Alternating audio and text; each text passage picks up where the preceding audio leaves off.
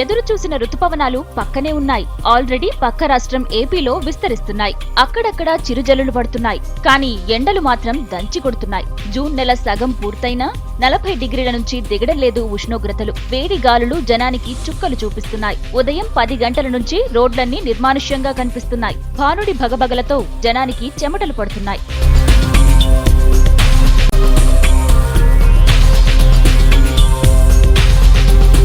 మృగశిర సగం పూర్తయినా మంటలు తగ్గడం లేదు. ఢిల్లీ నుంచి గల్లీ వరకు సమ్మర్ ఎఫెక్ట్ అలాగే ఉంది. చాలా ఏళ్ల తరువాత భారత వాతావరణ శాఖ అత్యంత తీవ్ర వడగాల్పుల హెచ్చరిక జారీ చేసింది. ఇవాళ రేపు డేంజరస్ వెదర్ ఉంటుందని, కేర్ తీసుకోవాలని వార్నింగ్ ఇచ్చింది. వేడిగా వచ్చే ఈదురు గాలులతో చిన్నారులు, ముసలివారు జాగ్రత్తగా ఉండాలని సలహా ఇచ్చింది. వరంగల్, మెదక్, నల్గొండలో భారీ ఉష్ణోగ్రతలు నమోదవుతున్నాయి.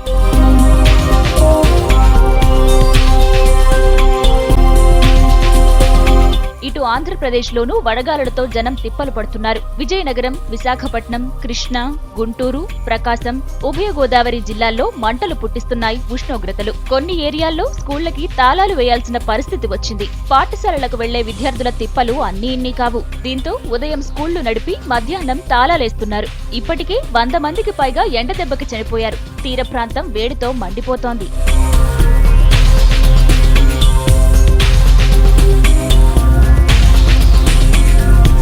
తెలుగు రాష్ట్రాల్లో ప్రస్తుత వాతావరణానికి పలు రకాల కారణాలు చెబుతున్నారు అధికారులు. అనుకున్న టైం కంటే నైరుతి రుతుపవనాలు ఓ వారం రోజులు లేటుగా రావడం కూడా ఈ పరిస్థితికి ఓ రీజన్ అని అంటున్నారు ఎక్స్పర్ట్స్.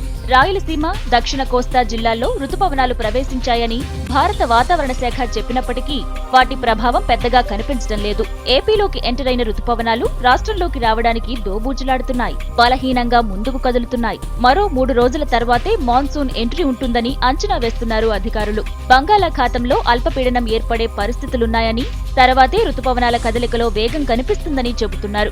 మాన్సూన్ ప్రోగ్రెస్ మటుకు చాలా స్లోగా జరుగుతుంది. సంవత్సరం మాన్సూన్ ఇంచుమించుగా అప్పుడే ఒక 10 రోజులు ఢిల్లీలో పడ్డట్టుగానే అయింది. 8th కల్లా మనకి రాయలసీమ టచ్ చేయాలి. అలాంటిది రాయలసీమ టచ్ చేసి 2 రోజులు అయింది. సో ఇంచుమించుగా 8 నుంచి 10 రోజులు మాన్సూన్ మనకు డిలే అయినాయి. తర్వాత ఈ మాన్సూన్ ప్రభావంతో ఈ ట్రఫ్ యొక్క యాక్టివిటీ తగ్గిపోయి కూల్ అవుతాయి. ఈ హీట్ కండిషన్స్ మెల్లిగా తగ్గిపోతాయి. వెదర్ రిపోర్ట్ చూస్తే రైతన్నకి ఎదురు చూపులు తప్పేలా లేవు. వర్షాలు వస్తాయని ఆశగా ఉన్న అన్నదాతకు నిరాశ ఎదురవుతోంది. పరిస్థితి ఇంకొన్నాళ్లు ఇలాగే ఉంటే ఈ ఏడాది కష్టాల కడలి, నష్టాల నదిలో పయనించక తప్పదనిపిస్తోంది.